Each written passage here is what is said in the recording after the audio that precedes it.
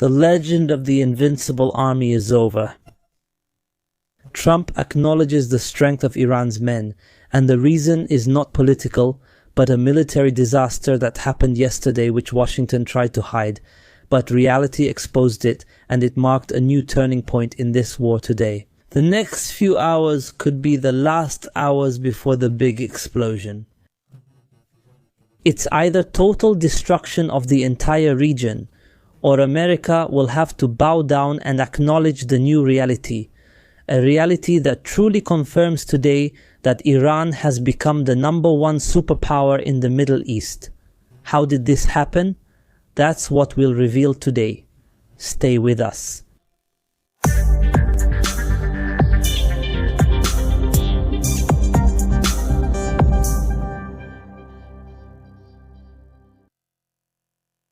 Dear viewers, peace be upon you and God's mercy and blessings, and welcome to another episode with us today, God willing. Part of the opinion series, which we always dedicate to reviewing the latest developments in this war taking place in the Middle East between Iran and the Epstein Alliance. And the new thing today that we start this episode with is this new statement made this morning by American President Trump, in which he admitted that Iran has tough men. And he admitted that he does not believe there is anyone who has forces like those that Iran has in the region as a whole. So this really is an admission. Knowing that he has not yet tested the ground forces, he has not yet tested the extent of Iran's capabilities in ground battles. This admission is only a partial acknowledgement of a very small part of the capabilities that Iran possesses. And why does this new statement come now? It comes after the severe blow America took yesterday, a blow that made President Trump lose control of himself. He posted a tweet on social media, a tweet that was somewhat strange, because he clearly said, "You crazy bastards, open this damned strait or you will live in hell." After Trump used to say that the Strait of Hormuz doesn't matter to him, that he doesn't import anything from it, and that America doesn't need it at all, this time, Trump posted this completely different tweet, hysterically, in a somewhat strange way, saying, "Open this strait or you will see hell." And here, as I explained to you in previous episodes, today is April 6th. This day is the last day of Trump's deadline that he set for Iran to agree to a deal to stop the war. Therefore, tomorrow, Tuesday, will be a decisive day, because we will see what Trump can do and what the response to Iran will be at that time. Because Trump said that this Tuesday will be the day power plants and bridges in Iran will be destroyed, and even more than that. He said that in just one day, everything will be destroyed. Iranian power stations, bridges, and so on. But the problem for Trump is that Iran is not a weak country. It is not a defeated country or anything like that. Iran said that this hell Trump is threatening Iran with today will be hell for the entire region. Meaning that destroying Iran's energy infrastructure or its general infrastructure will also make Iran destroy all the energy facilities and infrastructure in the entire region. In Israel and in all the Gulf countries like the United Arab Emirates, Bahrain, Kuwait, Saudi Arabia, and so on. So today it is actually clear how Trump has really lost his mind completely. I mean, there are three things he has become certain of today. First, he is convinced that it is impossible to open the Strait of Hormuz by military force at all. Now he wants an agreement to open this strait. Second, after this disaster, the disaster that struck his forces yesterday, we'll get to it today, and we'll talk about it in detail today. And third, Iran also completely rejected any negotiations or any agreement to stop the war without achieving the conditions it announced. And we will talk about that today as well. This means there is a crushing strategic defeat that America is suffering because of Trump, who has become a puppet in Netanyahu's hands. I said it in the previous episode, and I said it in a number of episodes. After this war, Iran will be a different Iran. Trump tried to make America great again, but what we are seeing today is that he has actually made Iran great again. Through his involvement in this war, Trump gave every opportunity for Iran to become great in the region. So today when we talk about the Strait of Hormuz, Iran controls the strait now. It prevents ships from passing and only allows ships from friendly countries to pass. But after paying the fees, Iran says that the money it collects from this strait is compensation for the war. These fees are now set. We talked about them in the previous episode, as $1 for every barrel of oil these ships carry.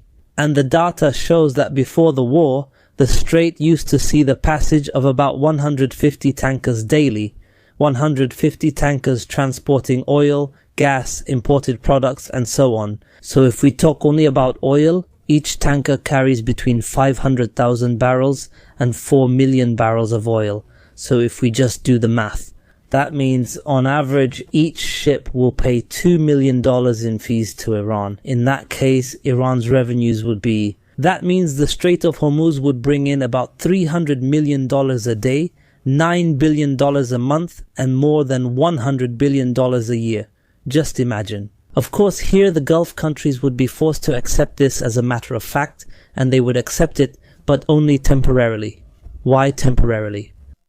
That means until oil pipelines are built to transport oil from Kuwait, Bahrain, and the UAE to the Red Sea through Saudi territory, so they can start exporting oil from there through the ports on the Red Sea.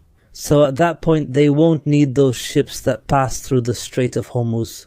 Projects like these need a very long time at the very least. We're talking about 5 years, and these 5 years are exactly the period Iran needs to take advantage of and earn revenues exceeding $500 billion. That's a huge amount for a country like Iran, which is suffering financially and facing sanctions. This would make Iran financially prosperous. It will also allow Iran to use that to develop its economic and military capabilities, as well as its military industry even further. This means Iran will become a major power in the region. In fact, Iran is in a very comfortable position right now. Why? Because now it is strategically victorious. Everything is going in its favor for it to become a major power in the region today.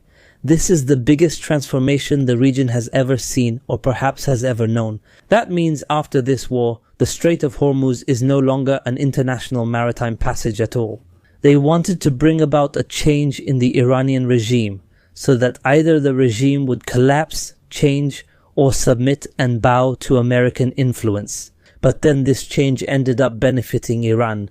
The Strait of Hormuz came under the sovereignty and influence of Iran, and as a result, security in the region as a whole would be under Iran's protection instead of America's. So, the equation today has completely changed, and is still changing.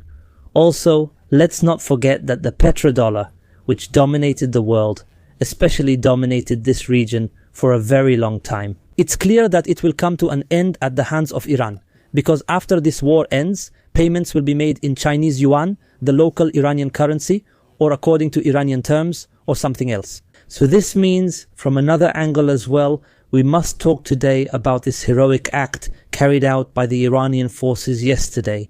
This defeat, this catastrophic farce that the American army suffered yesterday at the hands of the Iranian forces when they were confronted. Maybe we can say it was the last chance Trump had. There was a face-saving victory, meaning a victory through which they could announce the end of the war so that America's reputation could be preserved. I mean, for the American army. Yesterday, a number of commandos were sent to the south of the Iranian region of Isfahan. Commando forces were on board 2 military transport planes, maybe on one plane, and they were under air cover, possibly fighter jets, helicopters, drones, and so on.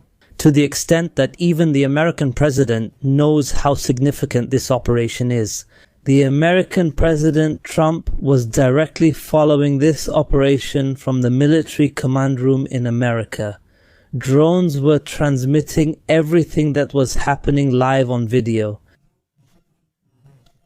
So the real objective that was achieved, America did not announce it and will never announce it. What is it? what was the goal of this operation?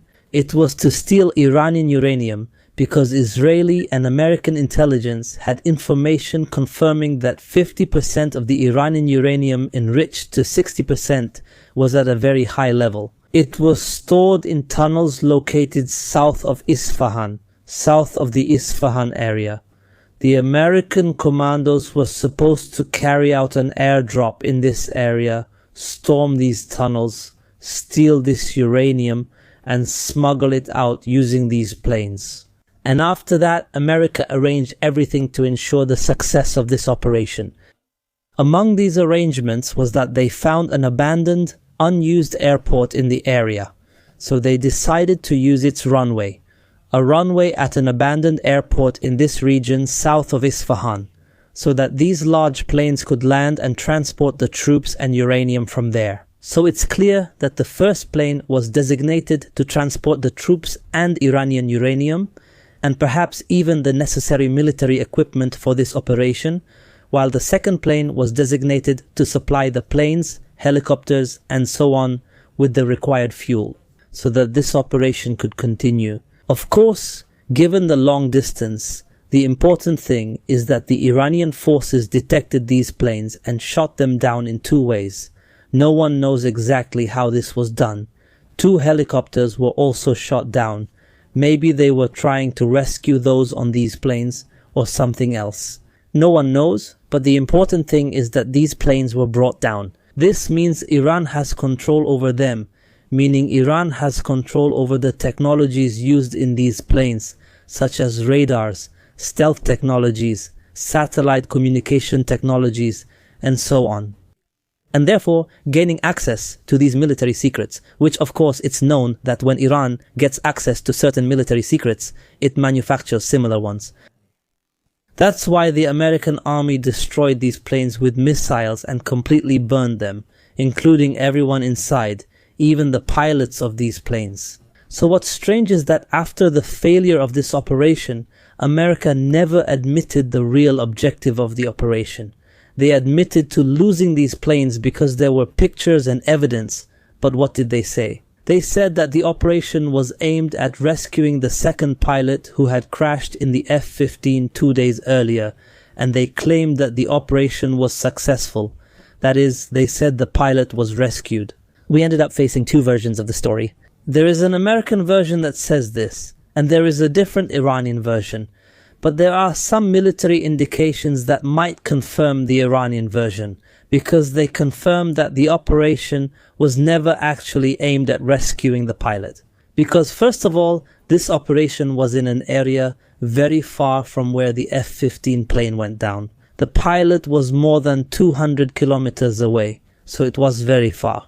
Then secondly, we find that in the rescue operation for the first pilot, America did not use it. I mean, this huge number of forces and vehicles, 2 C-130 planes, a large number of helicopters, fighter jets, drones, and so on, and a live broadcast of this operation to the command center in America so that Trump could watch. This was not the case at all. Why today? Does this also mean talking about the Commando forces? So why in this operation were all these methods, all these forces, and these capabilities used? Certainly, the operation was different. It was bigger than that. In reality, Trump wanted to steal this amount of uranium. Why? To make propaganda out of it. Propaganda? A fake victory, meaning to say that the American army carried out a huge and great operation and used a new weapon in it, just like they used in the Venezuela operation and so on. And now Iran has been stripped of highly enriched uranium, so it can no longer make nuclear missiles. And thus, the goal of the war is achieved. And when this military operation ends, meaning when this war ends, he can come out, maybe we can say with a fake victory, meaning with his head held high from this operation. But the reality that Trump did not expect, perhaps, is that Iran foiled this plan and lured these forces into this ambush, in which America lost, maybe we can say, more than $1 billion worth of military equipment. So this was a scandal, and it was a real farce that confirms that Iran is in fact a new graveyard for invaders. That's why I say that after the end of this war, Iran should produce movies about this operation and other operations as well. Movies similar to Hollywood and so on. And Iran is a pioneer in this field. And as a result of this complete failure, what happened? Trump immediately posted the tweet we talked about and came out with a new proposal to stop the war, which, as I will explain to you, is clearly a proposal for America's surrender, nothing else. The proposal consists of two phases. The first phase starts now, and the second phase begins after 45 days. That means a truce now, and then during these 45 days, negotiations will take place on how to draft an agreement, stop the war, and so on. But of course, Iran cannot accept this, because in reality, this might actually be a trap for Iran. 45 days is a very long period. It will be enough to reshuffle the cards of the Epstein alliance again by redeploying radar systems once more, sending other air defense systems to the area that Iran destroyed, sending a sufficient number of defensive missiles, which are now starting to run out. This means that these countries from the Epstein alliance are also creating internal intelligence breaches and then possibly carrying out another strike. The matter is questionable. There is a statement from the movers. A spokesperson for the Iranian Ministry of Foreign Affairs said it explicitly. He said that Iran rejects any temporary ceasefire because the Epstein alliance, as he put it, would use that time to strengthen its capabilities to commit new crimes. That's what he said, right? And Iran always says there will be no end to the war except by accepting Iranian conditions. But what's strange about this new proposal, and the good thing presented by the Pakistanis as a mediator today, is that they are talking about an agreement that must be reached today, not tomorrow. They say a preliminary agreement should be achieved and signed electronically today through Pakistan, meaning that maybe Trump's final plan to stop this war is by withdrawal. So instead of a unilateral military withdrawal, he wants to achieve withdrawal from the war through an agreement. And after that, the final agreement will be signed, which includes lifting sanctions on Iran in exchange for a commitment not to seek to acquire nuclear weapons and so on. But Reuters news agency, quoting an Iranian official, said that Iran will not open the Strait of Hormuz with a temporary agreement, meaning not at all. This means that the war could stop now, but the strait will only be opened after the final agreement. And it will be according to Iranian conditions and according to the new reality that Iran is imposing in the region. Even the American Axios website said almost the same thing. It said that Iran still rejects all current proposals. So the only clear thing now is that Iran is indeed imposing a new reality. And Trump, after failing to achieve any victory, even an imaginary one, now in reality has nothing left but to accept the Iranian conditions. These conditions were set by Iran in 10 points. An immediate and permanent end to this war on all fronts, including Lebanon and including the Gaza Strip. So pay close attention. There is also a condition that talks about a strait, which is what we talked about in previous episodes. This is clear to everyone. There is a condition that requires the lifting of economic sanctions. And there is a condition in which Iran demands that America recognize Iran's right to enrich uranium for peaceful purposes. There is also a condition in which Iran demands that the Epstein alliance pay compensation for the losses Iran suffered in this war. And with all these conditions being presented, what is happening today? Iran is still striking the strongholds of the Epstein alliance everywhere, even today. Our dear viewers. The American aircraft carrier USS Tripoli was attacked by Iranian anti-ship missiles after it tried to approach the area. This forced it to withdraw deep into the Indian Ocean, meaning it is not even able to approach the area, the Sea of Oman, or anywhere else. So now we will see how the next few hours will unfold. Who will back down on their terms? Will there really be a ceasefire or not? Or will there be a very serious new escalation in the region? It would mean the entire region would be engulfed. We will see. Don't forget to subscribe and hit the like button. Peace be upon you and God's mercy and blessings. See you next time.